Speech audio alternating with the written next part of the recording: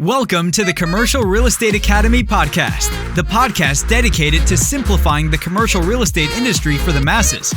Each week, we sit down with industry experts to dissect the many facets of commercial real estate and extract valuable lessons you can apply to your business. Whether you're a new or seasoned business owner or investor, the Commercial Real Estate Academy podcast will be your go-to resource for all your commercial real estate needs. Now, here are your hosts, Raphael Collazo and Jeff Walston.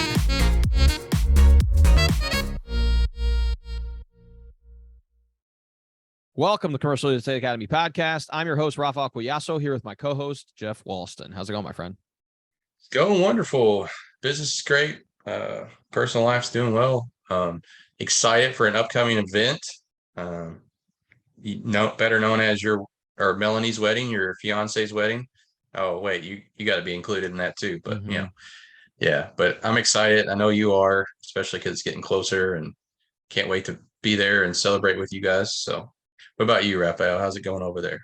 Absolutely right. It is my fiance's wedding. I just happen to be invited, so that's always good to know. No, but we're really excited, and really by the time this episode goes live, we may very well just be right after the wedding, and so you will have celebrated with me amongst our other friends locally here, and really my friends all across the nation and abroad, and my family all in Puerto Rico. So it'll be a great time. And other than that, everything else is going well on the business front. Similar to you, we've been touching base, periodically, discussing things that have been going on in the environment. It's definitely a weird environment with interest rates where they are right now. Inflation still kind of being a little bit cumbersome, or maybe not exactly where we would hope they would be, but the Fed is going to be doing all it can to be able to make sure that gets addressed. And I'm really optimistic for the beginning and future of the commercial real estate industry. I think it will be still very, very good year in 2023. But speaking of just a good conversation and really engaging and insightful, we had the honor of interviewing Chase Bourdelais, who's a managing director with Transwestern. Really insightful individual. He's had a very unique background, and we touched on a variety of different topics throughout this podcast episode. And really, we started off a little bit with his background. He happened to get his real estate license in college, and worked a little bit with his father to kind of realize he did that on the residential front for a little while, realized that really wasn't his cup of tea, and decided to jump into the commercial real estate space. Did a little bit on the brokerage end, and ultimately got into research, and then finally made his way back to brokerage and continued along a variety of different companies across the Northeast, and ultimately is now at Transwestern, located in the DC area, just north in Maryland. And he talked about a variety of different topics. One was related to, the early struggles in the brokerage business. As we all know, the brokerage business is a tough business to start out in, as are a lot of the service support industries within the commercial real estate industry. And so he touched on some of the lessons he learned from that experience. Along with that, we touched on, business development strategies that he employs to be able to, generate, leads for his business. We also touched on, how he approaches the site selection process in a post-COVID environment. We touched on what employers are looking at, some of the metrics they're looking at, and the strategies that they're taking to consolidate their operations in a more, amenity-rich and open space environment. And then finally, we touched on, what he thinks the future holds for this commercial real estate industry as a whole. He operates more on the tenant rep side. So, he provided context as to what he thinks tenants are going to be looking for over the next 5 to 10 years. And, we were able to gain some insights from that discussion as well. So I thought it was extremely insightful. Chase is a really, really great guy. We had a very, very engaging conversation. We're looking forward to keeping in touch with him. Jeff, do you have anything you'd like to add? Yeah, I mean, I just the amount of knowledge and research that he's done and put in, and just his story all around, Chase's, I think, can inspire a lot of you that are, not quite sure if commercial real estate's in it for you, but I think that he'll help you realize that maybe it is. So I can't wait for you to listen to this podcast episode. And on another note, I've said it, I don't know how many episodes now, but I just absolutely appreciate everyone to recommend this podcast. It actually has been helping us grow our podcast, grow our reach, and that's our number one priority: is growing our reach. That way, we can help everyone understand commercial real estate and all the facets that is commercial real estate related. So it just, the reach out there to give them and just give them the knowledge to maybe step into this arena if they haven't, or further their career. So if you could recommend one other person, we'd greatly appreciate that. And yeah, what about you, Raphael? How's it going? Yeah, I would say that's kind of reiterating what you said. I mean, it's been pretty Yeah. humbling to see the sharing and the constant support that we receive from you guys. And if you guys would share this episode with one other person, I mean, that's the biggest help you could possibly give us, because our goal is to reach the broadest audience possible to help demystify the commercial real estate industry for the masses.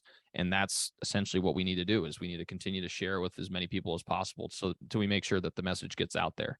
Along with that, if you guys don't mind, please leave us a 5-star review on Apple Podcasts or Spotify. It really does make the world a difference in our ability to reach a new audience as people are starting to look for different podcasts to listen to. The reviews do make a difference about whether or not they want to start listening to the podcast. And that's, part of the strategy. So really, again, thank you all so much for your support. We greatly appreciate it. So without further ado, let's go ahead and dive right into the podcast. Well, hey, Chase, great to see you this fine afternoon. Hi, how are you guys? Yeah, thanks for taking the time to come on the podcast. We're excited. No, of course. Thanks for having us. Looking forward to the conversation. Absolutely. Yeah. For those of you guys who don't know, Chase, where are you tuning in from? So I'm just outside of Washington, D.C. in Severna Park, Maryland. So about 10 minutes from Annapolis. But, my work's all over. So I kind of tell people that I spend more time in other offices than I do in D.C. Yeah. Well, DC is a great city. I lived in Arlington for about a year, and then I moved into the city for about another year in my previous career. I was in IT consulting, and love my time there. It's a beautiful city. I feel like there's buildings popping up everywhere all the time, and definitely a good market to be in. Yeah, totally. Definitely. Well, obviously we're honored to have you on the podcast. As you mentioned, you do work all across the nation. So I'm interested to hear your take on a variety of different, subjects that we kind of dive into in the podcast. But before we dive into that, I would really appreciate if you could share a little bit about your backstory, because it's always good to kind of get, some insights as to the person that we're talking to. Sure, absolutely. Let's see. It probably goes back to college, really. So freshman year, college, didn't have the best grades. And, going into the summer between freshman and sophomore year, I was really looking for something to keep me busy and show my parents really that I was serious. And so I ended up getting my real estate license, really not knowing what to expect. My dad had a number of rental properties in Baltimore. And I was like, hey, Dad, what if I just, was your real estate agent and, helped you sell your properties in Baltimore? Man, I just have to sell one of these things and I'll be rich in college. And so that was the idea. And anyway, got my real estate license, ended up, doing a couple of things for him. And it actually did it paid okay. But I quickly realized kind of coming up to graduation in college that residential real estate just, really wasn't of interest to me. It was a little too emotional, and I was, a business major, a lot more interested in kind of the financial aspects and the business aspects of things. So interned with a group out of Roanoke, Virginia, Hall and Associates, and actually still in touch with the gentleman that I interned with. His name is Stuart Meredith, and great guy in Roanoke, Virginia, still doing brokerage. But got a job opportunity with Studley out of college, and was working under gentleman Jeff Schrago, and just had a great experience kind of with Studley, coming into the business, learning really just right under his wing how to be a tenant rep, and was a lot of smiling and dialing and cold calling and running numbers and abstracting leases and doing all the dirty work. But learned a ton, and I was with him in DC for about 3 years. a lot of my buddies were living up in Manhattan, and I was getting drawn up there a little bit. So ended up working out with Studley, a relocation up to Manhattan. So worked out of New York City there with Studley for another 3 years in a research capacity. That was what got me up there. And so I think most people who are in research in commercial real estate, they don't really come out of brokerage and get into research. So I really had this completely different lens, I think, than a lot of my peers within research, and really was connecting a lot more closely with, with the guys on the floor, making the calls. And so I was able to, I think, to add a different perspective to the whole research team, really nationally within Studley, and quickly got more involved with some of the pitches and the presentations and the financial analytics and the numbers, and was still kind of supporting some of the DC assignments actually in that capacity as well. Had the opportunity to move up to Boston and help open up Studley's Boston office. And that was a great experience.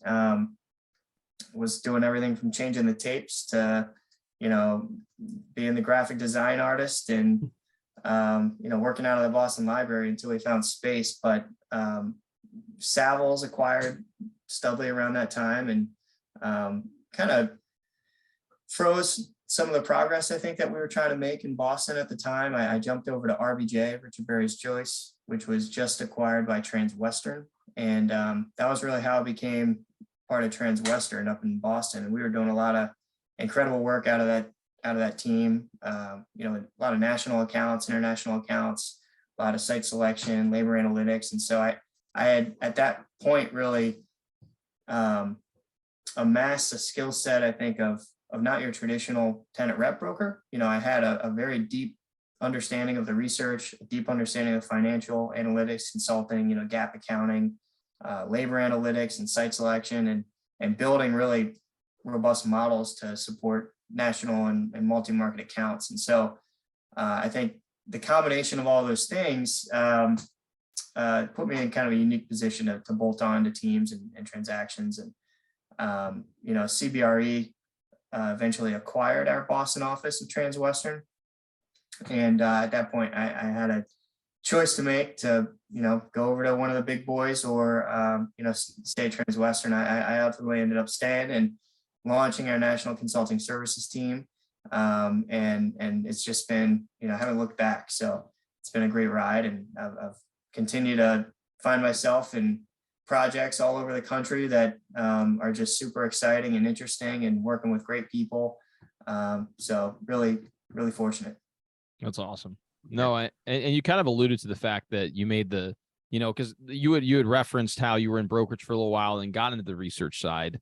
And I'm sure that helped you immensely as you started to deal with more, sophisticated clients on the corporate end, because now you can kind of relay just this sales skill set that you developed on the brokerage end, but now you also can provide context to the decisions that they ultimately have to make through data, which is more and more prevalent nowadays as people want to see data. People want to see how this decision impacts their long-term decision making.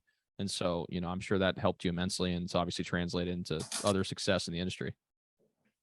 Yeah, no, you're absolutely right. And I think I naturally found early on that I had an interest in the numbers and the data. I would lose track of time, in Excel running numbers. But, if I had to go lock myself in a room and start making cold calls, time just ground to a halt. Mm-hmm. Which most people probably feel that way. Mm-hmm. Some people, they thrive on the relationship. They thrive on the, on the canvassing side of things, and they're really good at it. And I think everyone's got to do it. But no, I just kind of gravitated and stuck with what I found most interesting, I think. Absolutely. Yeah. No. It just showcases, again, it's an interest level of what you think your strengths are, right? And then that's what everyone looks to seek out. So that's awesome. I know you spoke like while you were in college, your father was an investor. Did he primarily focus in residential, or was he in commercial, or is it? Yeah, that was all residential. Okay. I probably read the Carlton Sheets or Rich Dad Poor Dad book around that time, and started, being a bit of a slumlord, but he's got an engineering background, and now he actually runs a property management business that he started. So Nice. he sold off all the houses that he bought and tenanted and kind of rehabbed, and I think the network that he built really enabled him to do what he enjoys, which is more the management side of things. So Yeah. it Awesome. gave me a good perspective of what else is out there within the industry, because there's so many different directions you can go within real estate. So it's good. There absolutely is. I'm a commercial general contractor by trade, which I'm starting to dabble into, like the property maintenance and things of that, and commercial handyman type thing for the property management companies out there. So I definitely can understand your dad's thought process of like, hey, here's one tier in real estate, so let's move on to this one too. So curious that do you invest at all in any buildings such as like your dad did? Did you follow that path, or how did that work out? Yeah, no, nothing on the residential side. On the commercial side, Transwestern's a little unique. We have a development company and an investment group, and there's opportunities to really participate in some of those developments and investments, which otherwise are for the very coveted high net worth type individuals. So that's really my exposure to investing in those properties and that asset type. But I've read a number of books to try to think about how I'd go and buy a small thing here in Smyrna Park, and I think I could do it, but man, it would just dry up my time and energy. And, if it's not what you're kind of passionate about, and you're not really led in that direction, I mean, why? If something's getting you to wake up early every day and you enjoy it, why just keep piling on stuff that might make you actually unhappy. So the focus on one thing, right? The One Thing by Gary Keller. It's like, if you focus on one thing and you're diligent about it and every single day, I mean, that's really where you're going to be successful, is getting really, really clear and defined in that one thing that ultimately can generate the income that provides you with the lifestyle that you want, which is brokerage provides that opportunity. It's because it is uncapped as far as your potential income is concerned, but it does require that tenacity to get out there and produce at a high level. So, but go ahead. Go, Jason. Just on the point of the one thing, I mean, I read the book and I love the idea, but I think early on in your career, it's just impossible to focus on one thing when you don't know anything. You've got to test the different pathways and kind of wind a little bit until you hone into that one thing. And honestly, I mean, I'm 36 now, and I think just now I'm like found the one thing to really go all in on with my time. Maybe quick side story, like when I got out of college, I had read Tim Ferriss' 4-Hour Workweek, and it's actually kind of part of the reason why I moved up to New York as well. But I thought of this idea for a party favor. It's a device you wear in your palm. When you give someone a high five, confetti shoots out. And thought it was just the greatest invention ever. And I was running with it. And I ended up raising some money and getting a prototype. And we were on the Today Show and the Discovery Channel, and ended up really bringing this thing to life. And, we sell it on Amazon. I've since licensed it. But it's a real party favorite now, and I've got a patent on anything that dispels confetti from your hand when you high five, which is just kind of keeps me interesting, I think, in sales. But that whole experience that led me to New York, that kind of led me to Boston, that was kind of like an underlying theme and some of the decisions I was making in my career, and it taught me a ton, just as far as running a business, filing a patent, figuring out how to do all the accounting and sales. There's so many things. It was kind of like my own little MBA. Also had launched a digital spreadsheet to help people meal plan when I was in Boston. And, this thing called Meal Plan Magic. And, we had like 100,000 followers on Instagram. And again, that was kind of like another little side hustle that I was trying to figure out how to, make more money on the side, right? But look, eventually I realized that putting all my time in commercial real estate and dedicating to that trade, I think it pays off. My time value is a lot higher in commercial real estate. So, but I think I had to get those things out of my head before I could find myself here. Well, and it goes to show, I mean, again, life experiences provide you with clues and lessons if you open yourself up to them. I had a small catering company in college. It was called Pasticity. So I'm half Italian, and my grandfather used to have a bunch of pasta sauce recipes. And so I took those and started, doing different events for corporate clients and, just different people, locally. I, after college, I got into like an incubator, and they were like, we were trying to get this thing off the ground. I got an opportunity to manage a restaurant for a bit, and I thought I wanted to become a restaurateur. And I realized pretty quickly that wasn't ultimately what I wanted to do.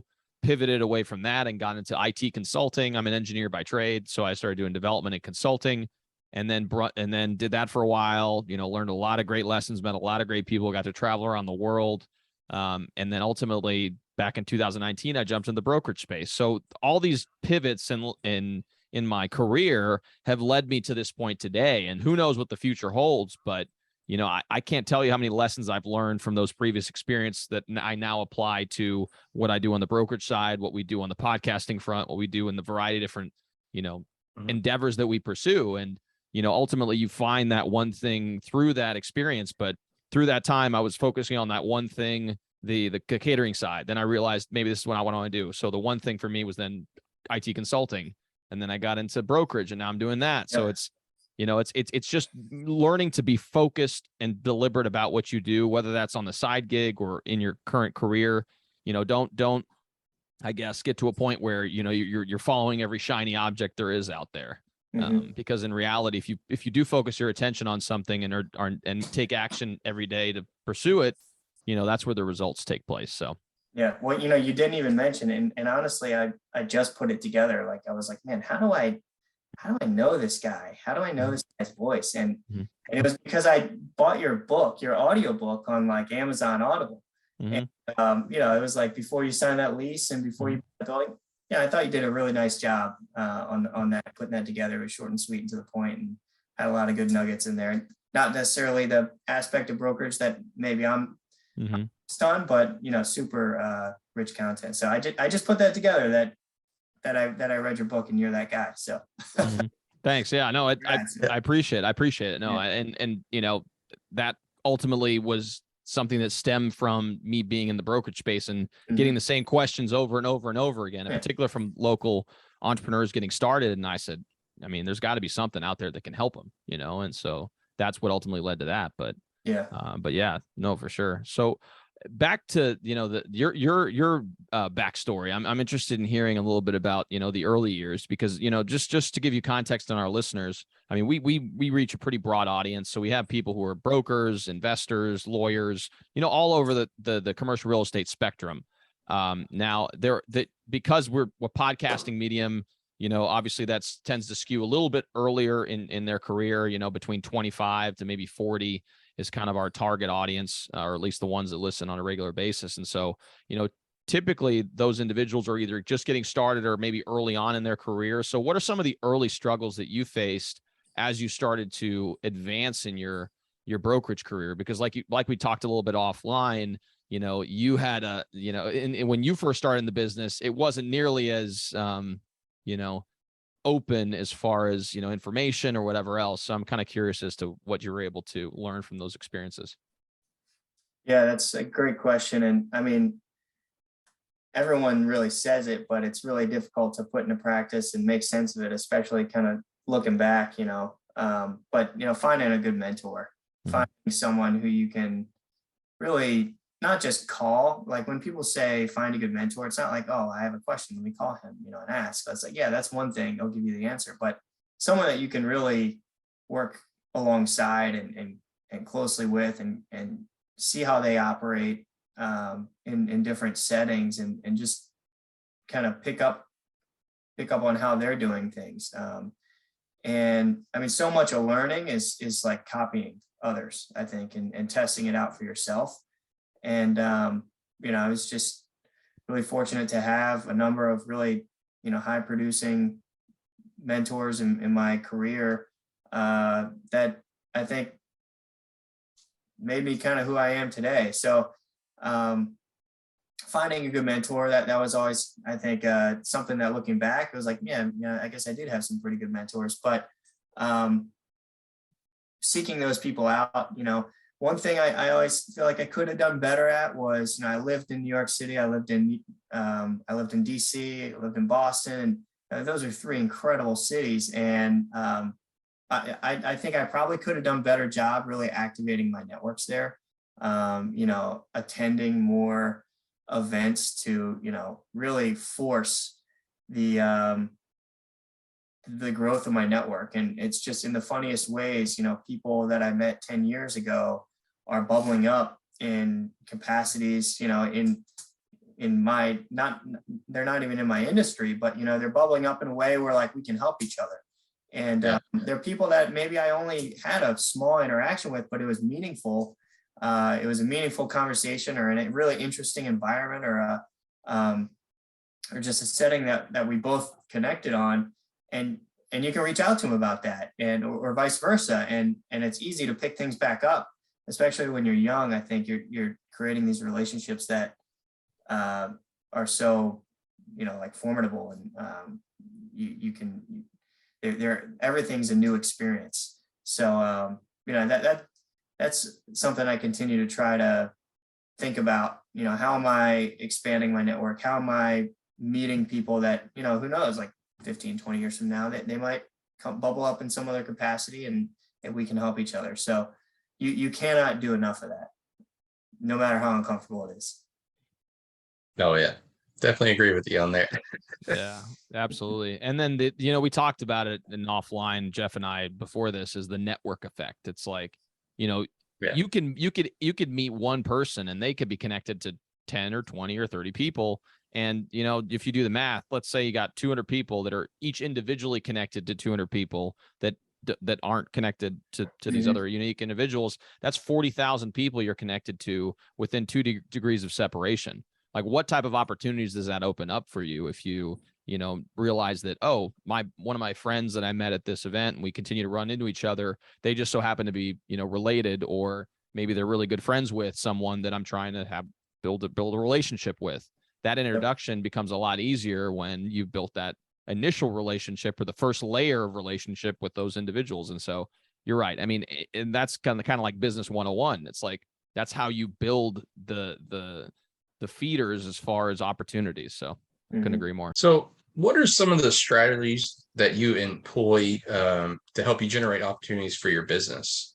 I know people out there are looking for creative ways or just wondering what other people are doing to do that. Can you enlighten the audience here? One of the things that's worked really well for me is email marketing. So, but not necessarily directly to like the CEOs and CFOs and decision makers, but my peers and internally within my own organization. So when someone new enters the company, I have an email drip campaign that kind of introduces myself and services and tools and experiences that might be helpful to them for the right opportunity. And so what that's kind of doing is, like, I can only make so many calls and send so many emails a day to new business pursuits, which I'm still doing and still have to do. But if I can make everyone else in my industry and in my company kind of think of me as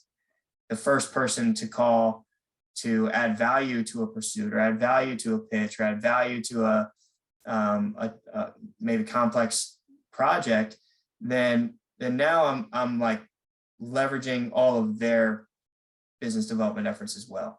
And so that's been something that I've spent a lot of, really over COVID, spent a lot of time honing in on and trying to just really start sharing the things that, I maybe was previously holding close as like, this is my proprietary differentiator, but it's like, what, like by the time I share that with someone and they spend the time figuring out how I built it or what I was doing and how to pitch it or describe it, like I'm already on to the next thing. Right. So that was just kind of a revelation for me, I think, where it's like, I'm just going to start sharing and it's started to come back. And I think it's created more meaningful relationships within my organization too, that again, I think I'm just working on projects that I have no business being part of, but really do. Like we've formed a great team, and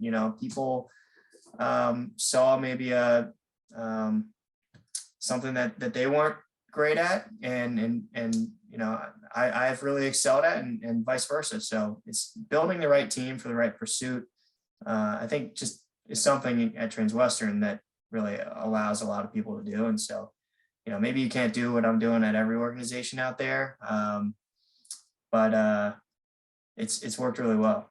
That's awesome. No, and I think that there's some value in what you said regarding the willingness to share, because it's probably very common. This was very common when I was in the entrepreneurial community back even in Phoenix when I was in the incubator. Is like people would be reluctant to share their idea or share something because they thought someone would steal it. But in reality, like an idea itself is it's a dime a dozen. Not me. Some ideas are obviously unique and no one's ever thought of, but in reality, it's all about the execution part. And so, a lot of times when I hear people say that, I'm like, is someone really going to go through the time to be able to do all the things that you're talking about and make it work as effectively as you?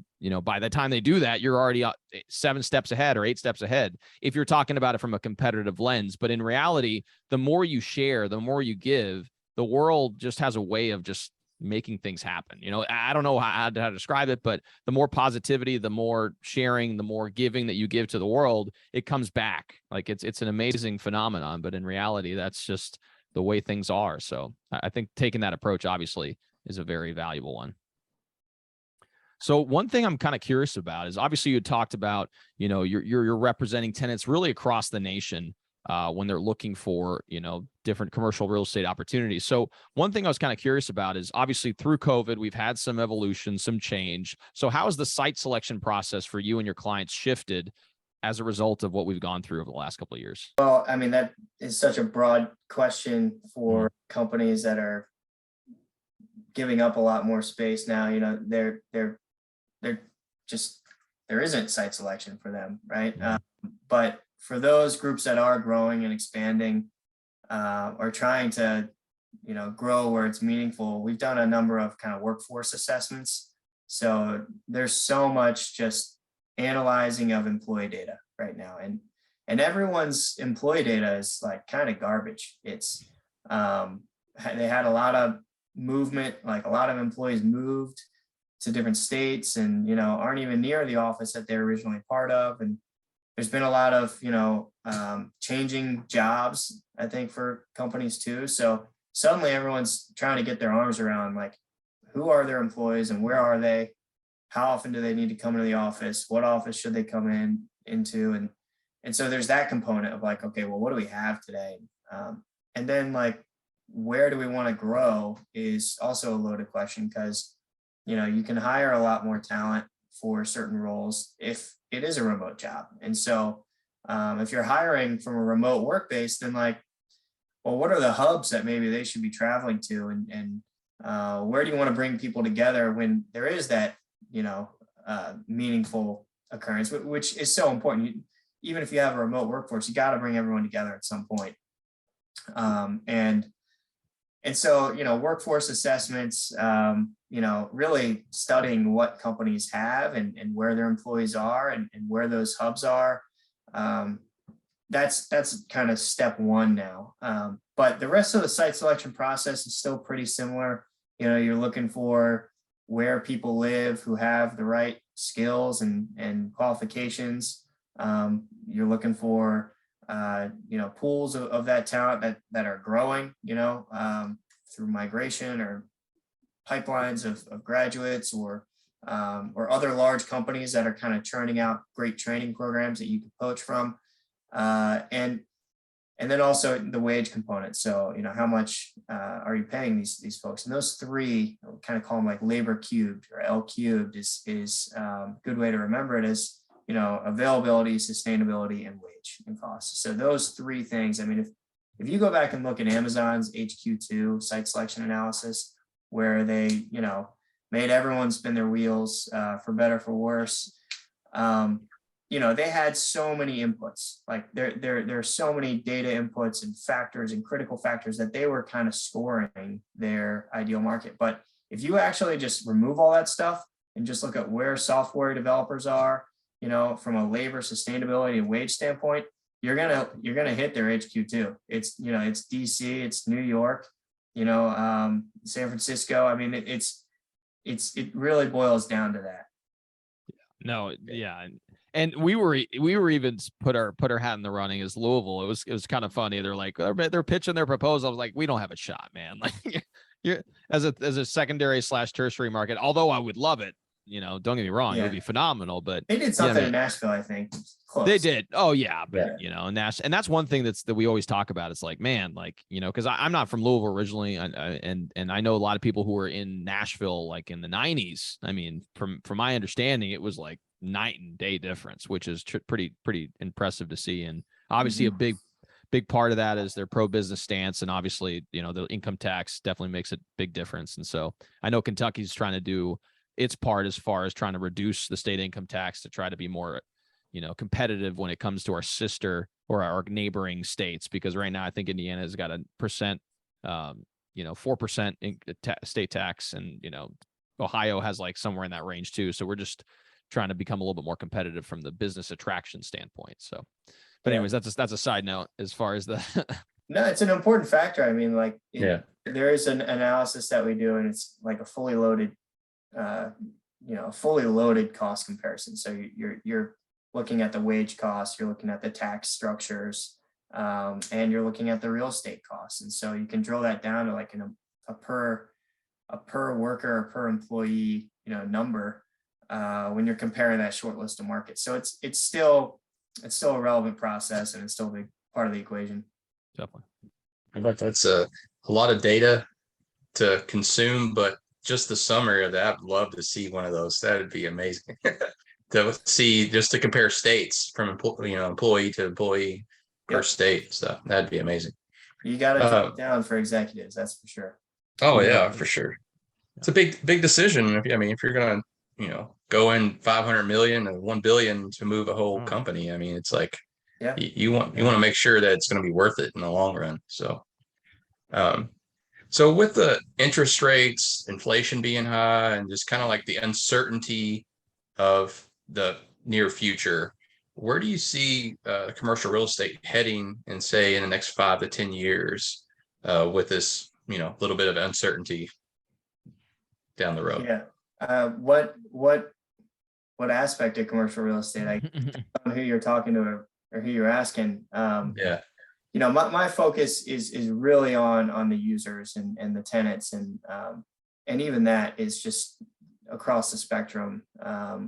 There are groups that they've committed to being fully remote now, and they don't need space, and they're changing their whole policy and principles around engaging and hiring and managing their workforces. And then on the other end, there's groups they still have fully assigned desks 5 days a week, and their culture brings everyone to the office every day. And so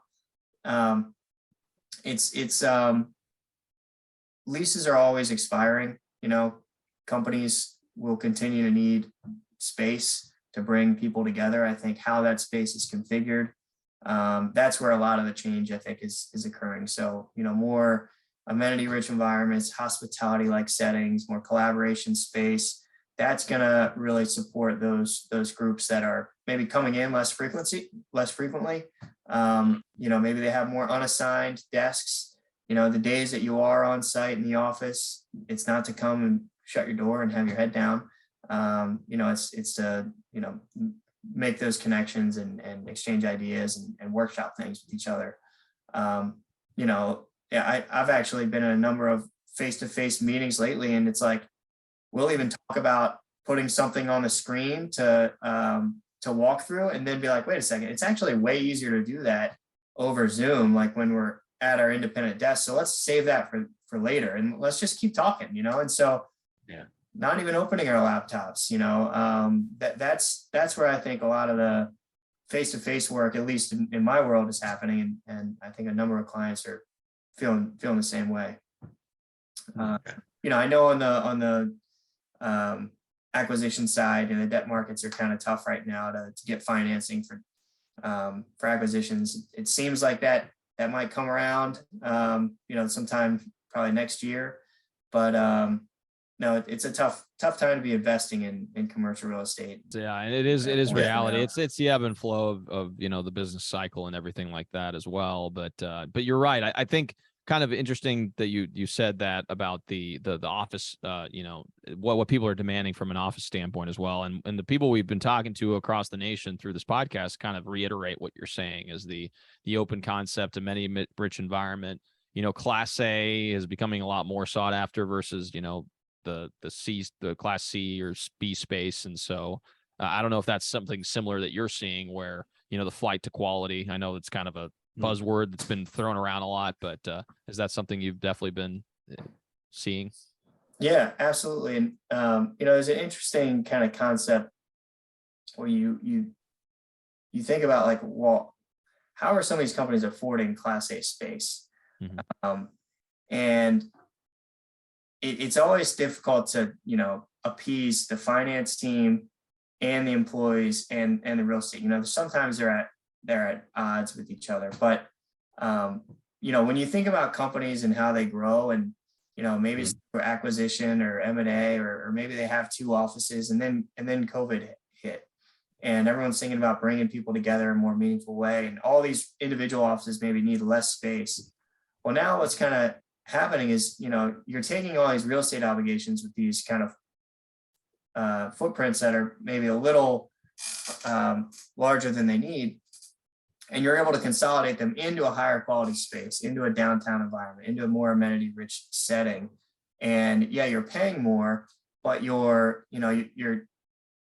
disposing of more space elsewhere. And so it's this interesting concept where finance is happy because the run rate is actually lower, and all the employees are happy because suddenly they're getting a better workplace, a better environment than they had before. And so it's kind of a big shift, I think, for a lot of companies as they're thinking about the catalyst to bring people back and using the workplace as a lever. Yeah, and exactly right with it, using the workplace as a lever and realizing that obviously it's a big line item on the expense sheet, but it's also a recruiting tool. Like you have an opportunity to look at two different spaces, and I know Jeff and I had talked about this. There's a local accounting firm that we know a gentleman who's an accountant there, and they have an office space that's really dreary. Old. It was built in like the 70s. They have a wallpaper everywhere. It's just not a very inviting environment, and they're having trouble recruiting. And I'm like looking around. I'm like, well, this is probably part of the reason. Like new graduates come in there, and it looks like something out of like a 70s movie, and you're just like I'm sure that's part of the reason why they're having issues on that front. And again, those environments that you're able to create with amenity rich environments, very inviting, very modern, like. Young talent wants to work in those environments. I mean, it's a reality. So yeah, and the cost of talent, maybe that's what I'll share is I created this calculator at some point along the way that looks at the indirect and the direct costs of basically losing an employee. So the downtime, the loss of or the ramp up period for whoever you rehire, the loss of revenue and production that you're getting out of that employee, the time that other employees are having to spend kind of training them and bringing them up to speed. And then there's the direct costs like, actual exit interviews or, compensation or, having to invest in job postings or events to bring people together. So there's actually a huge cost related to each employee. And I think it varies by role, But, we in a lot of our models use around 30 to 60,000 for a replacement cost. And so we will sometimes like point that out to companies, and it's not really something that they're all thinking about, but the cost to replace talent is a lot more expensive to retain it. And so if you can create an environment that retains it, you can create that culture, retain it, then you can put that money elsewhere, and it's just going to drive a better bottom line. And when we do these commute models and relocation impact studies, that's a level that we take it to. So we've created actually this algorithm that looks at the risk of attrition. So that's based on the individual commutes relative to the regional average, and the individual's commute relative to their peers, and then also the magnitude of change for that individual's commute. So if you're going from 5 minutes to 10 minutes, you're doubling the commute, but it's still not that bad.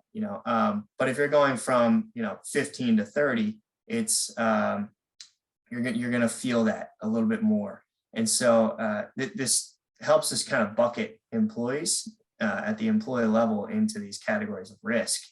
And then we can sort of extrapolate that a bit further and say, okay, well, if you lose those high and critical risk employees, you're looking at a replacement cost of X million dollars.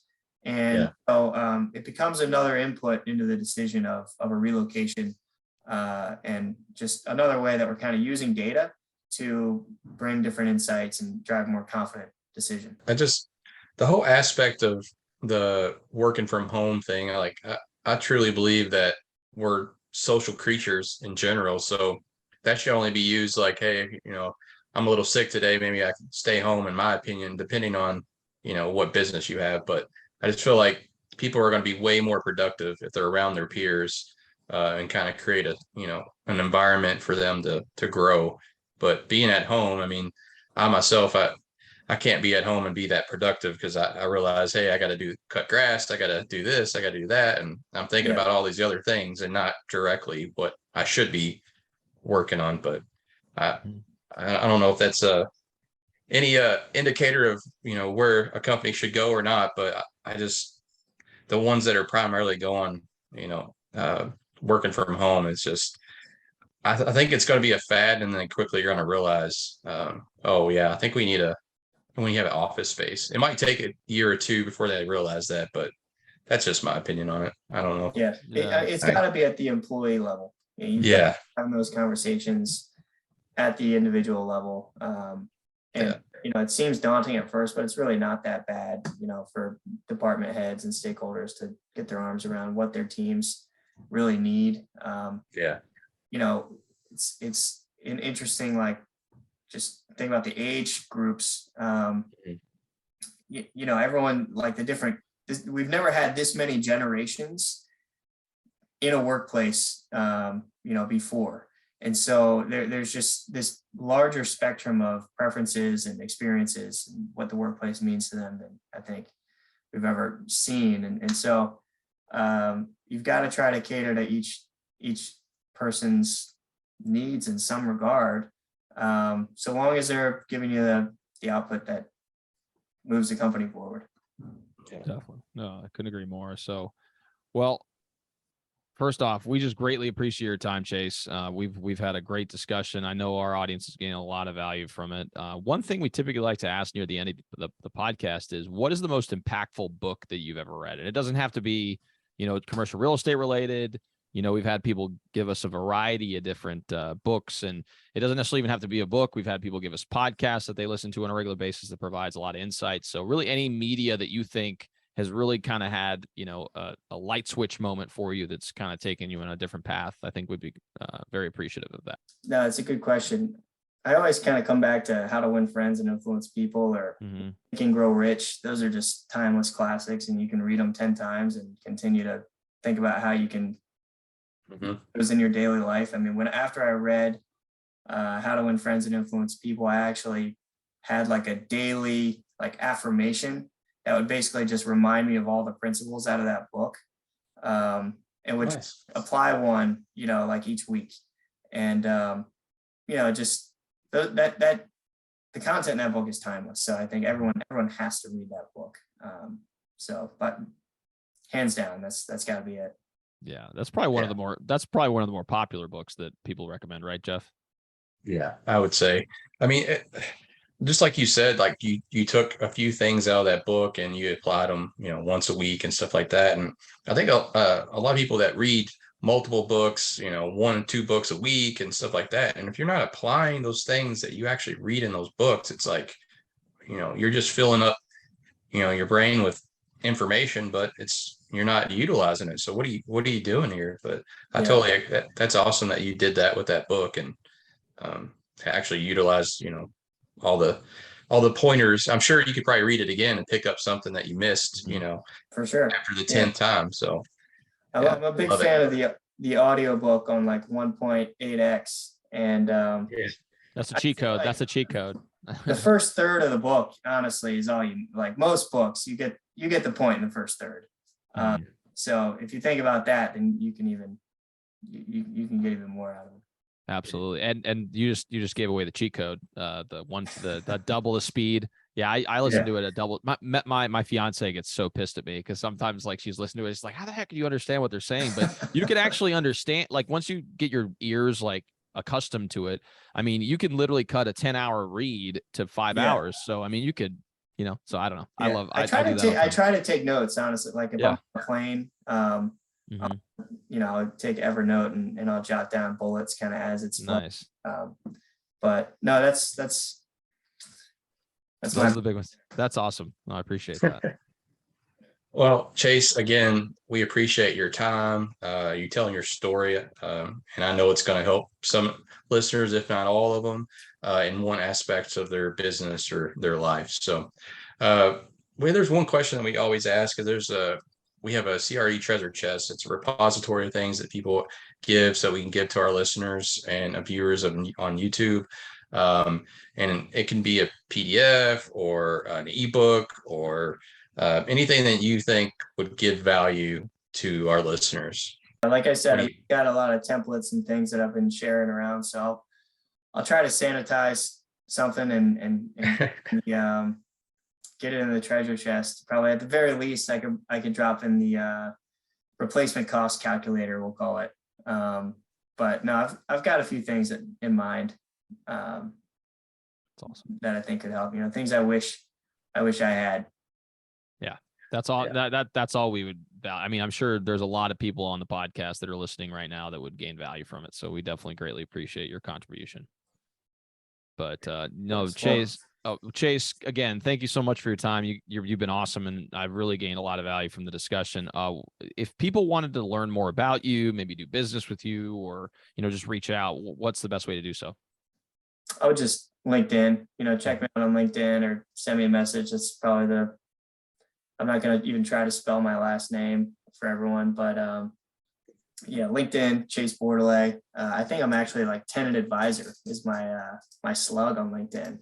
Nice. That one, but that'd be the best. I read all my messages. You can always communicate with me there. Absolutely. Well, we appreciate that. And if you guys are listening to this in a podcast format, we will include the LinkedIn link in the description. If you guys are watching this on YouTube, it will be in the description as well. So again, Chase, thank you so much for your time. For those of you guys who are listening to this in a podcast format, we would greatly appreciate it if you leave a 5-star review. It makes a huge impact in our ability to reach a broader audience. Along with that, if you guys are listening to this in a YouTube format, please like and subscribe to the channel. It really does make a difference, and we really appreciate your support. So thank you all so much for tuning in, and we'll see you all next time.